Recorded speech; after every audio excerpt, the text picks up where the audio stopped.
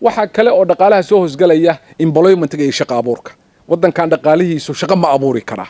haddii uusan shaqo abuuri karinin macnaheedu waxa weeye waddankan dhaqaalihiisu waa dhaqaale fadhiya oo fadhiida wey laakiin hadduu shaqo abuurayo walidaalika oo fiirsa warbixinada markay dowladuhu faanayaan waxay leeyihiin tallaabooyinka aan qaadnay waxaa ku soo baxay 100 kun oo shaqo waxaa ku soo baxay dad 100 kun oo shaqo la'aanta ka baxay oo shaqada u wareegay marka suuqa shaqada iyo employment-gana waa lagu qiyaasaa iyadana waxa kaloo lagu qiyaasaa waxa loo yaqaano fiscal and monetary policy waddankaasi dowladdiisu maalan dakhliga soo galay halkee ka soo galaa